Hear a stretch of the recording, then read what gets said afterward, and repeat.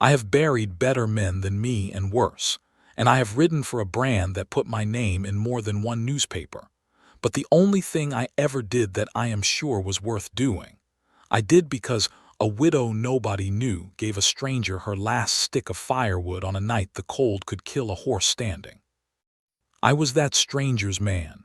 I rode for him, so I had a front seat to the whole of it, from the part I didn't see to the part I will carry to my grave, and I am old enough now to tell it plain. His name was Wade Calloway, and in those years he owned more cattle than any man between the two passes, though you would never have known it to look at him on the road.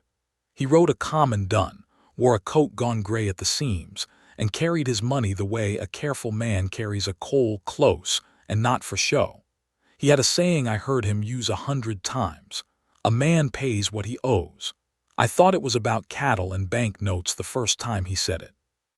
It took me years to understand he meant something larger. The night this story turns on, Calloway was alone, which was how he liked to ride, and he was caught out in the Quill Basin in the first hard freeze of the year. I have heard him tell only the bones of it, so I will give you the bones and let you put the cold on them yourself. He had ridden up from the railhead with a deal in his head and trouble on the wind, and the storm came down off the high country faster than the weather man at Antler Bend had any business missing. The dun went lame in a draw, and a lame horse in that cold is a slow grave for them both. By the time Calloway saw a light, he had walked the last 2 miles leading the animal, his beard gone to ice, his hands past herding and into that dull white quiet that a frontier man learns to fear more than pain. The light was a window. The window was a sod-roofed cabin no bigger than a stall, set against the wind on a homestead claim that looked, even half buried in snow, like it was losing a fight it had been losing for some time.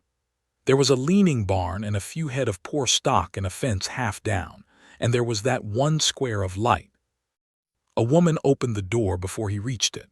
She had a shawl pulled over her head and a single-barrel gun held down along her leg, not raised, just there, the way a person alone learns to hold it.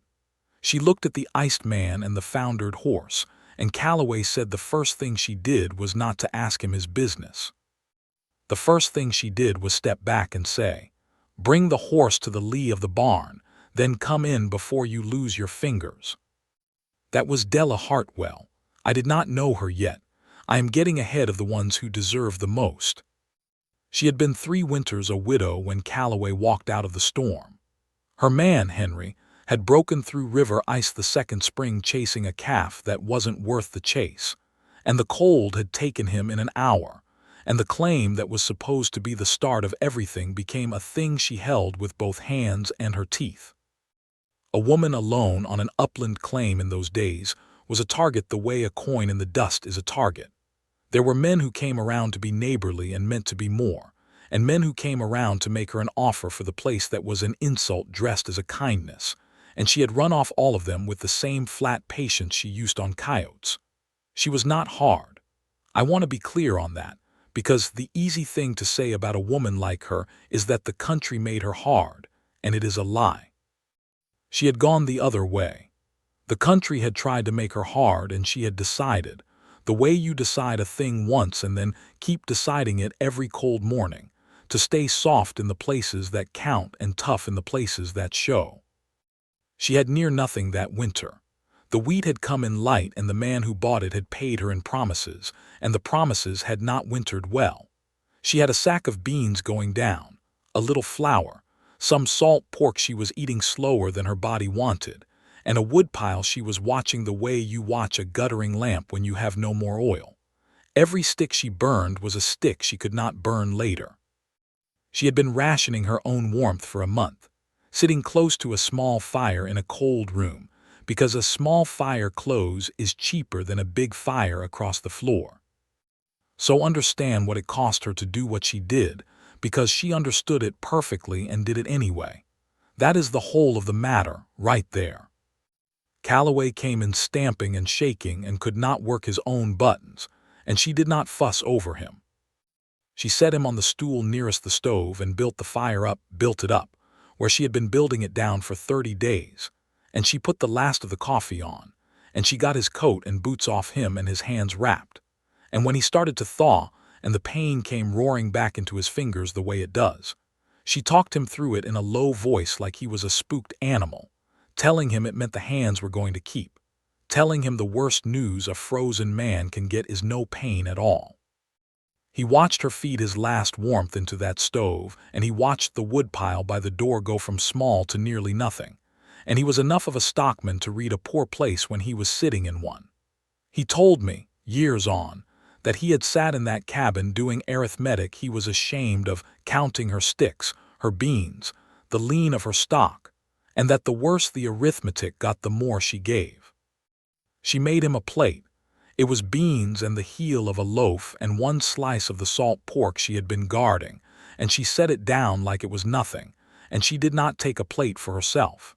He noticed that too. He noticed she had cooked for one and served it to him and meant to call it a meal for the night. "You'll eat half of this," he said. "You'll eat all of it," she said. "You're the one walked 2 miles in it." And that was the end of the discussion, because there are people who can close a door with their voice, and she was one. He asked her partway through why she would do it. Spend her wood, her food, on a man she had never seen and would likely never see again. He said he asked it not to be sour, but because he had honestly stopped understanding it. She thought about it. She was not a woman who answered fast. "Because if it was Henry out in that," she said, "I'd want a door to open for him, and there's no door for Henry anymore, so I open mine." She poked the fire. "It's the only place I can still send it." Calloway did not have an answer to that. He was a man who always had an answer. He told me it was the first time in years a thing had been said to him that he could not buy his way around or out of, and he sat with it the rest of the night while the wind tried the door. In the morning the storm had blown itself thin. Her woodpile was a memory. The Dun's leg had set up enough to walk it slow down to the road and the railhead beyond, where Calloway could send for a fresh horse and his own men. He stood in her doorway with his color back and his hands working again, and he was, for the first and maybe last time in his life, at a loss for the right size of thing to do. A smaller man would have left money.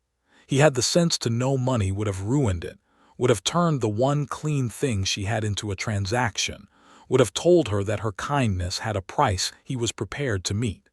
He could see she would have handed it back and shut the door for good. So he did the only thing he could think of that wasn't an insult. He took off his gray coat, a good coat, a warm coat, worth more than 3 of hers, and he set it over the back of her stool while she was at the stove, and he said, "It's too big for me through the shoulders. Was a bigger man's. Burn it for the buttons if you like." It was a lie, and she likely knew it was a lie. But it let her keep it without owing him, and he understood, by then, that letting her keep her dignity was the only payment she would take. "Name," she said when he was mounting up. Not a question, a demand, the first thing she had demanded of him. He almost gave her a false one. He told me that. The biggest cattleman in the territory had learned that his name on a poor person's lips usually turned them into a different person, grasping where they had been plain. He did not want her to turn into a different person. He had liked the one he met. "Wade," he said, just that, and rode off down toward the road, and she watched him go, and then she went in and looked at the coat a long while before she hung it on the peg by the door, where it stayed. That should have been the end of it. A small mercy, given and taken, and the two of them never to cross paths again. The country is full of such things, given and forgotten by morning. But here is the part I keep coming back to. The part I would put on a stone if I were the kind to carve stones. A kindness like that does not stay where you put it. It goes out into the world like a stone goes into a pond, and you do not get to choose where the far edge of it laps up. She thought she had sent her last warmth out a door that closed behind a stranger. She had no idea she had just bought the whole basin its life. Now I come in, and the trouble with me. I had ridden for the long spur, Calloway's brand, going on 9 years by then, and I was past the age where a man pretends the cold doesn't get into him. I was a top hand. which is a polite way of saying I was old enough to be useful and ornery enough to be left alone. I knew Calloway as well as any man did, which is to say I knew his moods and his code and the line you did not cross, and not one thing about his heart, which he kept where he kept his money. I'll tell you what changed in him after that winter, because I saw it before I knew the cause. He came back off that railhead trip quiet in a new way. He had always been a quiet man, but this was a man chewing on something. Twice that spring I caught him standing at the corral at dusk not looking at the cattle, which for Calloway was like catching a preacher not looking at the book. And once, going through the wet weather gear in the bunkhouse, I heard him ask the cook, offhand, did anybody know the Quill Basin, the upland claims north of Antler Bend? The cook said it was poor country full of poor people getting poorer. Calloway said nothing and walked out, and I marked it the way you mark a track that doesn't fit the rest. It was near a year before any of us understood, and by then the basin was burning, in the way a country burns that never sees a flame. The man who came to the Quill Basin to take it was named Royce Tasker, and he came the way the worst kind always do, with paper. He was a smooth, soft-handed man who fronted a thing called the Bell Combine, which was a string of money out of 2 cities back east that had decided the upland basins were going to be worth a fortune the day the spur line pushed north, and meant to own all of it before that day came. Tasker did not ride in with guns. He rode in with a clerk and a surveyor and a satchel, and he was, in his own mind, the most reasonable man in the world. His method was clean and it was vicious. He went to the county and he found that half the basin claims had patches in their paper, a fee paid a year late here, a survey filed wrong there, a tax that had gone unpaid the year a man's wife was dying. Poor people's paper is always a little torn, because poor people are always a little behind. Tasker bought up the back taxes and the liens, quiet, through 3 different names so nobody would see it was one hand.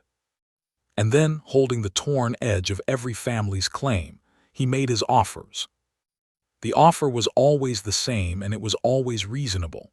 Sell to the combine now at the combine's price, which was 1/3 of what the land would be worth in 2 years and twice nothing, which was what most of them had.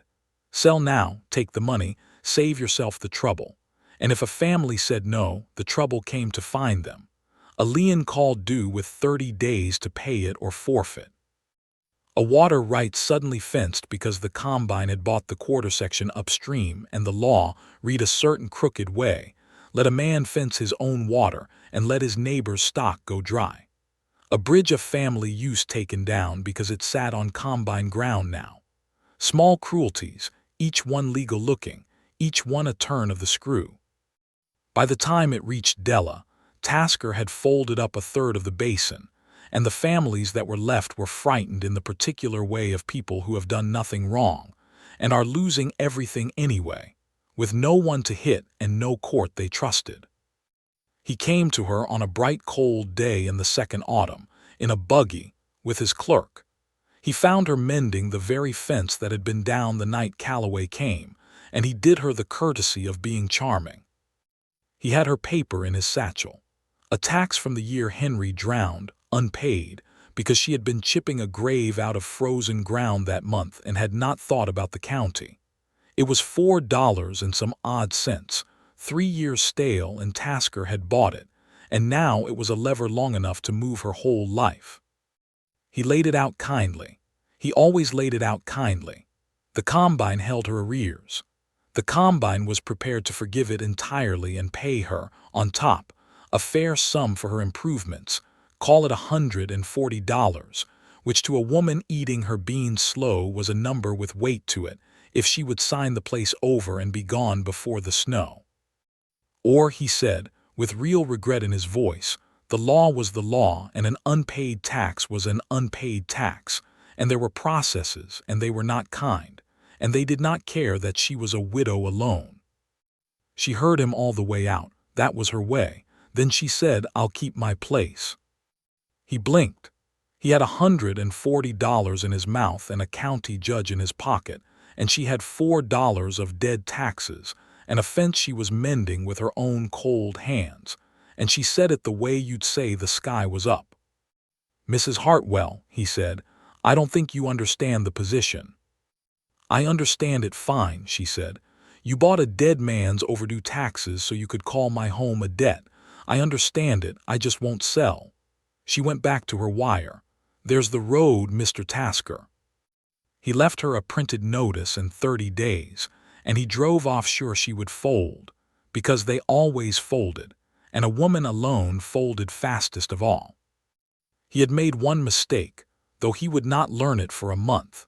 He had picked, out of all the basin, the one claim with a coat on a peg by the door, and a man somewhere south who said that a man pays what he owes, and had not yet found a way to pay. Here is how the two ends of the rope finally got tied, and it was the plainest thing in the world.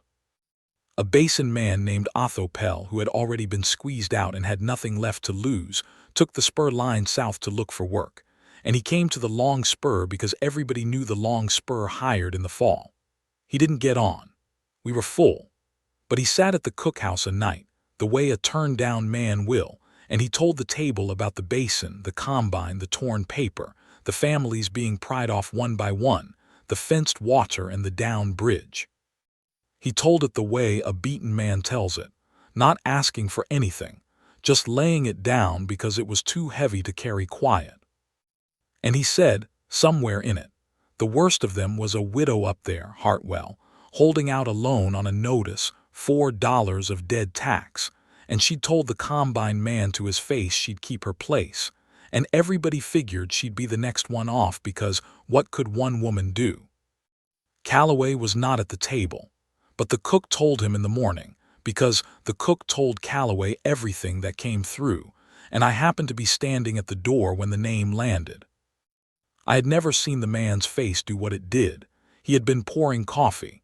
He set the pot down very careful, like it had gone hot in his hand, and he said, "Hartwell, the Quill Basin." Not a question. The cook said yes. And Calloway stood there a moment with the steam coming off the cup, and then he said a thing I did not understand until later, low, mostly to himself. He said, "I never did pay her." Then he turned around and he was a different man than the one who had set the pot down. I had ridden for him 9 years and I had seen him angry maybe twice, and both times it was a cold, contained thing, a banked stove. This was not banked. This was a man who had been handed, after a year of not knowing how, the exact shape of the debt he owed, and the exact people standing on the neck of the one he owed it to. "Tom," he said to me, "get the men, all of them. Get the wagons. Get the lawyer at Antler Bend. No, get our lawyer, get Prout, send a rider to fetch him from the city on the morning train. And get me Othopel. He's not turned down anymore.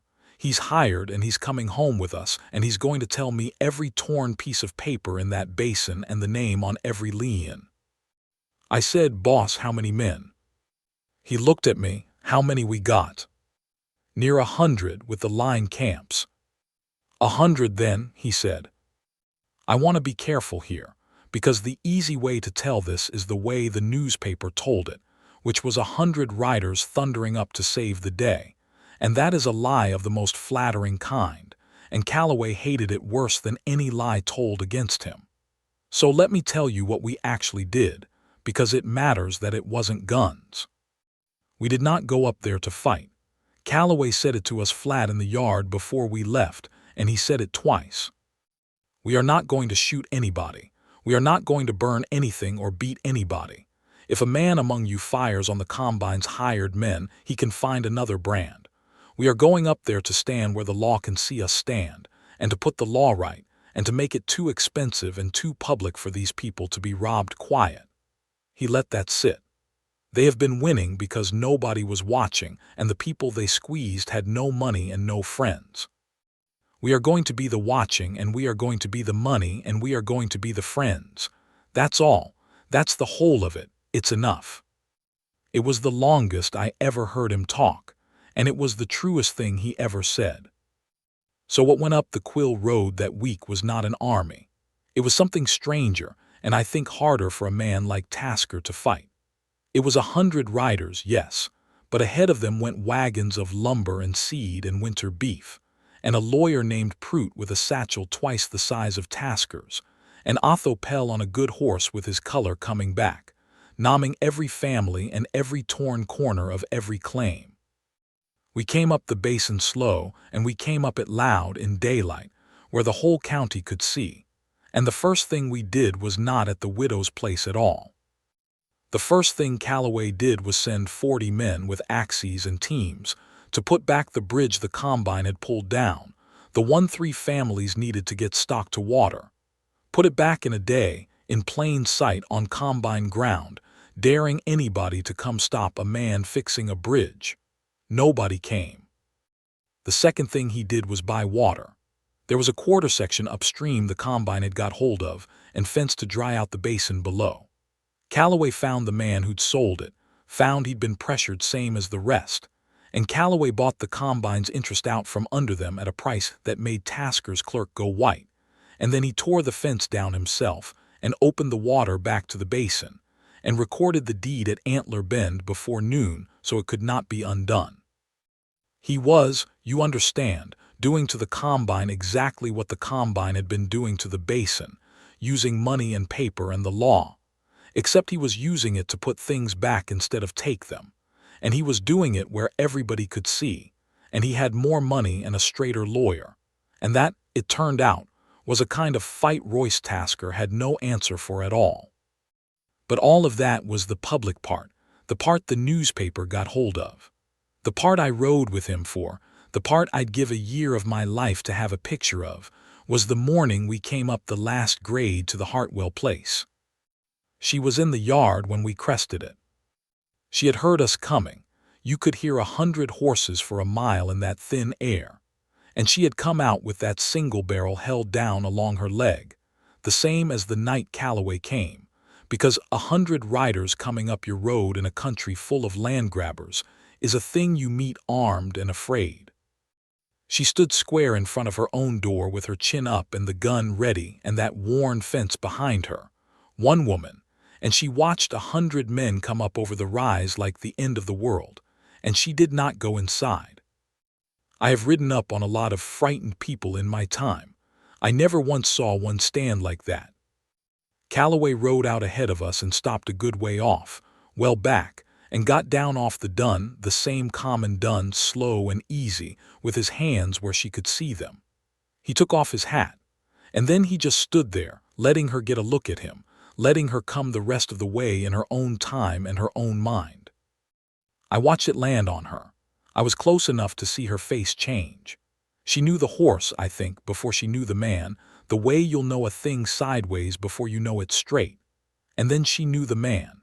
The biggest cattleman between the passes, with 100 riders behind him and a lawyer with a satchel and wagons of lumber, was the stranger she'd thawed at her stove and fed her last slice of pork and lied to about a coat. She didn't lower the gun right off. I'll always respect her for that. She said across the yard, loud enough to carry Wade.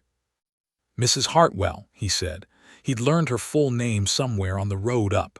"I came to pay you what I owed." She looked at the 100 men. She looked at the wagons. And here is where she showed me what she was made of, because a smaller person would have wept or thanked him or sagged with relief, and she did none of it. She got, if anything, more upright. "I don't recall," she said, "selling you anything that night that needed paying for." It stopped him. It stopped all of us a little, because she had put her finger right on the thing, the way she had put her finger on Tasker. She had not given to be repaid. To take a payment now would turn the one clean thing she'd done into a trade after all, 3 years late, and she would rather lose the place than have that. Calloway stood holding his hat, and I watched the biggest man in the country try to find the size of the right answer again, the way he had in her doorway with the coffee going cold. "No, ma'am," he said finally. "You didn't sell me a thing. You can't sell what you did, I know that." He turned his hat in his hands. "But I've been a year trying to learn how to be the man you were that night to somebody, and I figure the closest I'll come is to stand between you and the men trying to rob you and let you keep your place by your own hand the way you always meant to. Not buy it for you. Not take it over. Stand here so the law has to look. The standing's mine to give." The place is yours to keep." He looked up at her. "Let me give you the only thing I've got that you'd take. A witness with 100 men and a lawyer, so the next time you tell a man like Tasker no, the whole county hears it." She looked at him a long time. Then she leaned the gun against the doorframe and she said, "Coat's still on the peg." And the hard man laughed. I had heard Wade Calloway laugh maybe 3 times in 9 years. And that was the start of the thing that was a great deal more than a land case. Tasker came 2 days later, and he came hot. He had figured out by then who was tearing his combine apart, and he came up to the Hartwell place with the county sheriff in tow and a fistful of his legal-looking paper, certain that the law, his law, the crooked-reed law that had bent so easy for him all year, would bend now and put this meddling cattleman in his place. He found the yard full. Not full of guns, Calloway had been strict on that, and the men stood easy, no rifles out, just there. A wall of patient men and good horses and the wagons of lumber stacked like a promise. He found Della on her own porch, and Calloway beside her but a step back, on her ground, plainly hers. And he found, sitting at a plank table somebody had carried out into the cold sun, a lawyer named Prout with that big satchel open.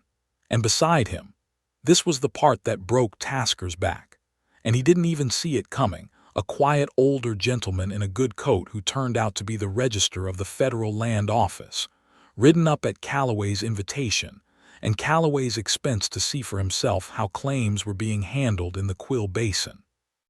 Tasker started his speech. He had a good speech, the reasonable one, the law's the law one. He got about a third through it before Prout, without raising his voice, began laying paper on the plank table.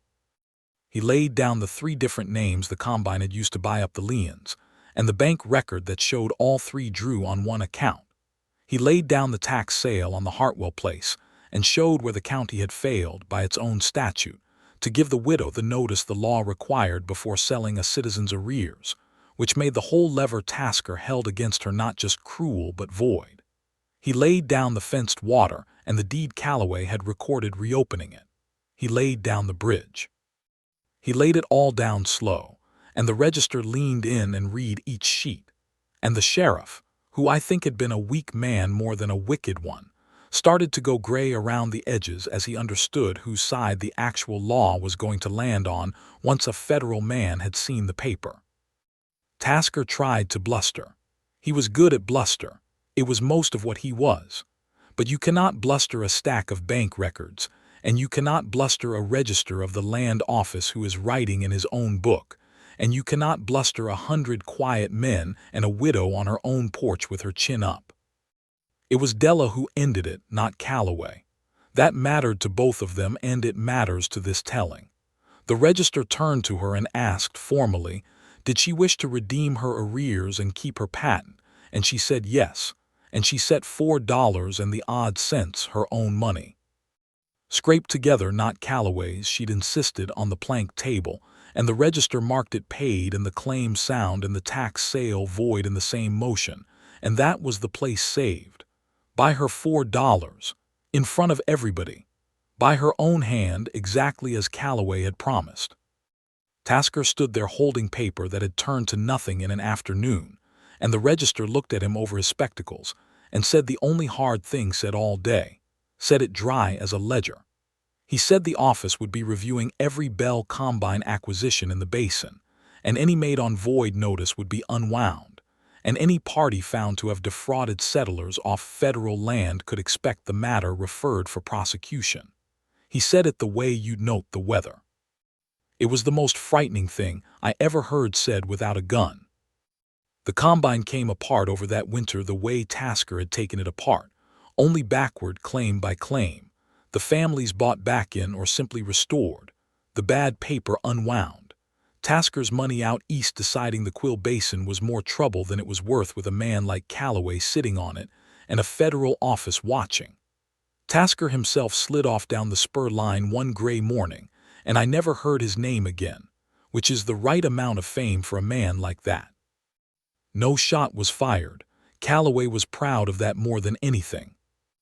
The newspaper wanted blood and got a bridge rebuilt, and a fence torn down, and a $4 tax paid by a widow.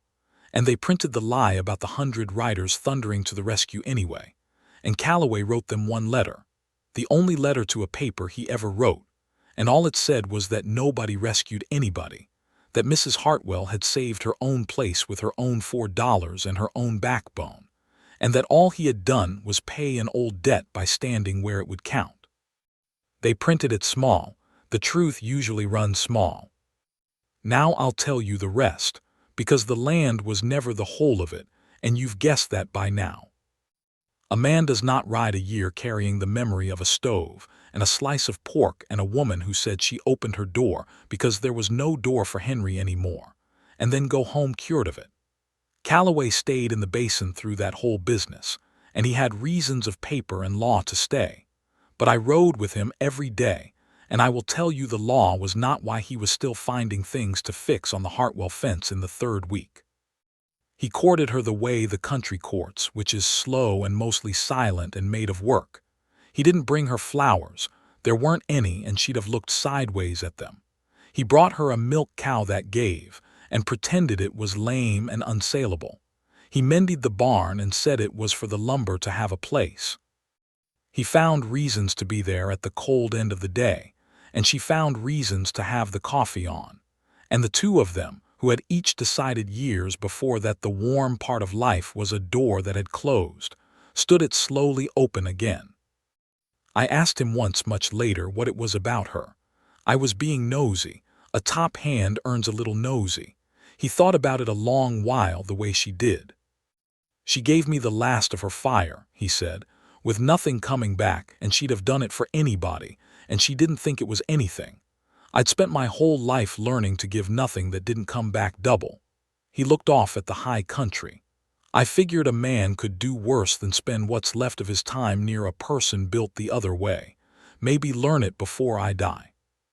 That's near to a love song from Wade Calloway. She made him wait. Of course she did.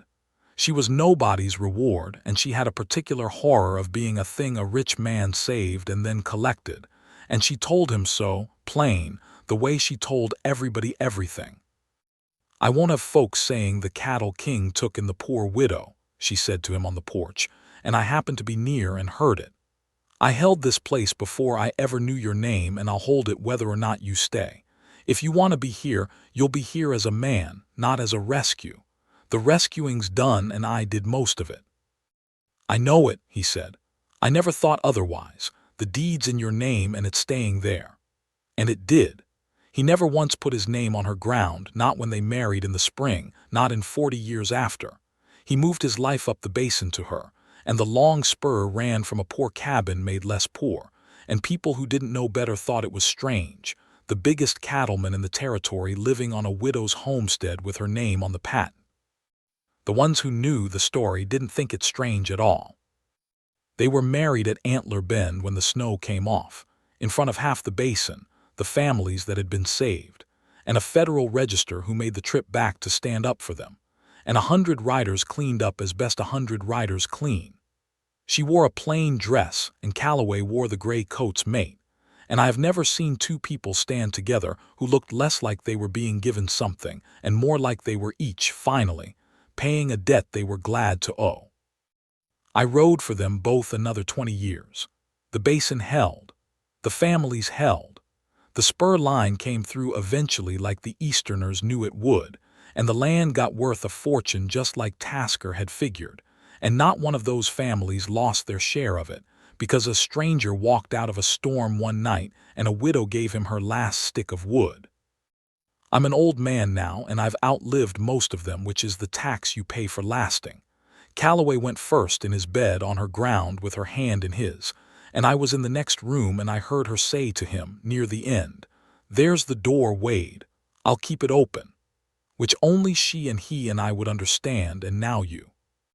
She lasted a good while after, and she'd let me sit with her on the porch in the evenings when my own joints had retired me to sitting, and once near the end I asked her, I'd never dared, in 40 years, whether she'd have done it, that first night, if she'd known.